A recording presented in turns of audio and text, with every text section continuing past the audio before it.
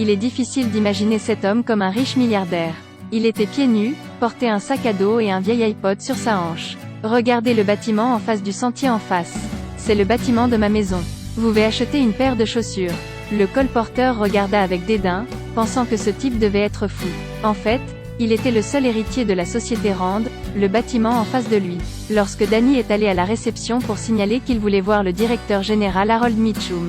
Harold Mitchum était l'ami d'affaires de son père. Mais ce n'est pas l'oncle Harold qui est descendu le chercher, mais une bande d'agents de sécurité. Le gardien de sécurité pensait qu'il était sans abri, alors il a ignoré ce qu'il a dit. S'habiller comme ça est aussi difficile à blâmer. Danny était un peu énervé alors il entra, toujours ouvertement chassé par le gardien de sécurité. Ces gars veulent toujours se battre. Danny a l'air désordonné mais il est vraiment bon en arts martiaux. Ces gens ne sont pas les adversaires de Danny. Il a été formé comme maître d'arts martiaux dans la ville mystique de Kunlun. Il a obtenu le pouvoir divin du corps d'un dragon immortel, capable de tout détruire. En un instant, les gardes de sécurité ont tous été vaincus et sont rapidement entrés dans l'ascenseur. Il ne voulait faire de mal à personne, il voulait juste rencontrer oncle Harold et parler. Il a glissé un scan de la carte d'employé d'une fille et a pressé le dernier étage jusqu'au bureau du directeur général. Il entra et appela le nom de la personne qu'il voulait rencontrer. Où est Harold? Excusez-moi, qui êtes-vous? L'homme en face de lui était un peu chaud. Pourquoi quelqu'un a-t-il appelé directement le nom de son père? Joy. Les frères ne pouvaient pas croire qui il était pour connaître leur nom. Quand Danny a dit qu'il allait retrouver leur père, Harold, Ward s'est mis en colère et a dit à sa secrétaire d'appeler la sécurité. Pourquoi avez-vous laissé un fou monter ici? Danny essaie d'expliquer qu'il est leur meilleur ami. Je voulais juste trouver oncle Harold à qui parler. Joy a dit que mon père était mort d'un cancer il y a 12 ans. Cette phrase l'a fait ne pas savoir quoi faire. Il a dit que ses parents sont également décédés. Il s'avère qu'il y a 15 ans, la famille de Danny était dans un jet privé. En survolant le sommet du mont Everest, l'avion s'est écrasé.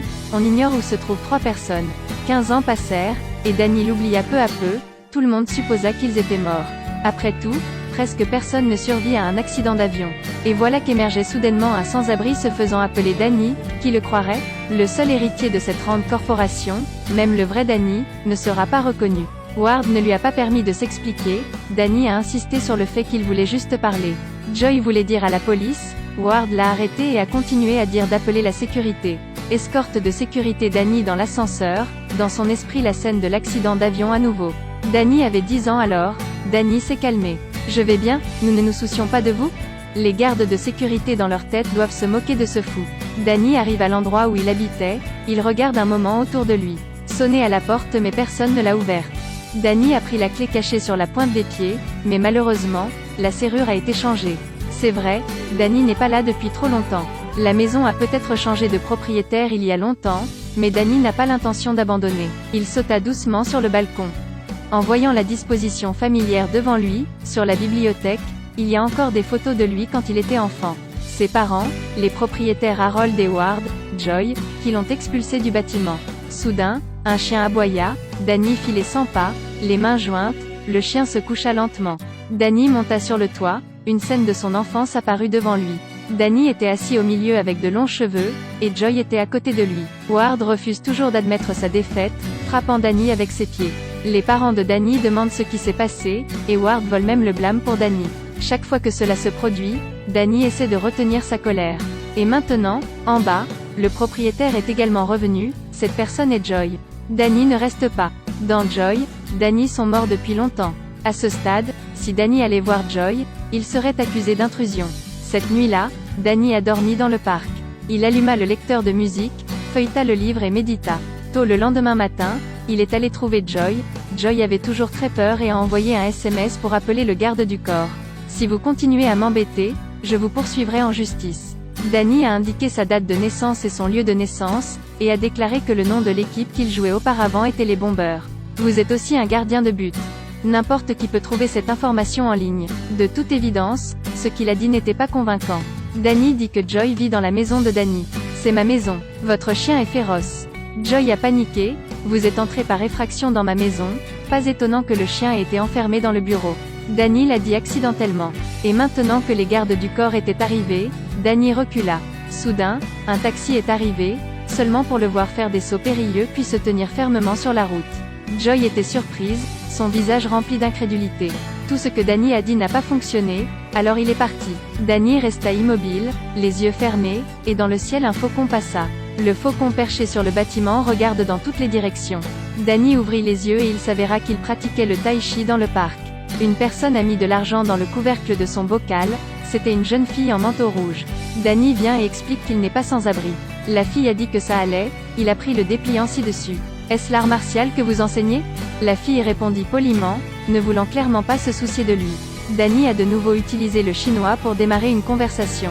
Colin Wing, est-ce un nom chinois? Pourquoi enseignez-vous l'escrime japonaise? Dans quel but demandez-vous? Rien, je veux juste trouver du travail. Mais Colin est un peu agacé, j'ai déjà quelqu'un pour nettoyer les toilettes, bye. Et cette fille a eu plus tard une relation étroite avec lui. Danny regarda la silhouette de Colin s'éloigner. Danny est rapidement allé voler la voiture de Ward, il l'a rapidement poursuivi et pointé son arme sur lui et lui a dit d'arrêter la voiture. Danny est très en colère, je veux juste te trouver pour parler, ne pointe pas l'arme sur moi. Danny a arrêté la voiture, à partir du moment où je suis rentré ici, que de la colère et de l'hostilité. Je le répète, posez le pistolet. Et Ward n'écoutait toujours pas, pointant à nouveau l'arme sur lui. Danny a attrapé le pistolet, l'a pointé sur lui et lui a dit de ressentir ce sentiment. Danny a jeté l'arme de côté. Ward a dit, ne vous attendez pas à recevoir un centime à votre retour. Je n'ai pas dit que je prendrais l'argent. Pourquoi l'avion de ma famille s'est écrasé, et vous ne pensez pas que ce soit un accident? Danny était tellement en colère qu'il a appuyé sur la pédale d'accélérateur, donnant à Ward l'impression qu'il avait perdu un être cher devant lui. La scène d'un accident d'avion apparaissait toujours devant moi. Danny a complètement perdu la tête. Arrête la voiture. Lorsque Ward a crié de s'arrêter, Danny a appuyé sur le frein et a tourné la voiture contre la balustrade pour que rien ne se passe. Il est sorti de la voiture et s'est éloigné. Colin était dans le dojo quand Danny est entré et a dit qu'il voulait défier son maître. Colin a souri et a dit, « Que veux-tu? Je veux combattre ton maître. Je suis le maître ici, je n'accepte pas le défi. » Danny a dit que je pouvais enseigner ici, j'enseigne les arts martiaux et vous enseignez l'escrime. Colin dit que je ne veux pas déranger, c'est l'heure de la fermeture. Danny voulait aussi insister. Je vais l'utiliser pour te frapper au visage. Colin lui a dit de sortir d'ici et Danny s'est incliné poliment. Il était à l'origine le fils d'un milliardaire, mais il n'avait même pas de chaussures. Colin lui a jeté une paire de chaussures. Danny était assis devant la porte avec ses chaussures, quand soudain un homme noir l'a attaqué. Danny le reconnut. Je suis agent de sécurité chez Rand Corporation. Il a sorti une arme et a tué Danny mais a échoué. Puis il s'est enfui, derrière de plus en plus de gens qui le poursuivaient, Ward a envoyé quelqu'un pour le tuer. Le mur est haut, Danny n'a qu'à monter 2 marches pour le franchir. Le dos a commencé à lui tirer dessus. En entendant le bruit, Colin a bondi pour aider Danny. Danny bat ses poursuivants, puis démonte son arme et s'en va. Colin à l'arrière l'a vu partir. Ward a reçu un appel indiquant que la tentative d'assassinat avait échoué. Il s'est rendu dans un immeuble, après avoir scanné ses empreintes digitales, est entré dans la pièce. Salut papa. La personne à l'intérieur était son père qui était mort depuis 12 ans. Il s'est avéré que Harold Mitchum ne faisait que simuler sa mort, il était le vrai patron de l'entreprise. Il était très mécontent que Ward envoie des idiots pour tuer Danny. Harold a dit à son fils d'utiliser son cerveau, Ward a dit qu'il avait un plan différent. Joy est allée au bureau le lendemain matin, Danny était déjà assis sur le canapé. Elle était très curieuse de lui demander comment il était entré ici. Danny dit que c'est ma deuxième maison, il connaît beaucoup de coins et recoins. Joy lui versa un verre d'eau et les deux se préparèrent à parler. Danny a été très honnête en racontant l'histoire qu'il a rencontrée. Alors qu'il racontait l'histoire, il se sentit soudain un peu étourdi. Puis s'est levé puis est tombé, ce qui s'est avéré être un complot de la part de deux. Ceci est l'épisode 1 de la série, rendez-vous dans l'épisode 2.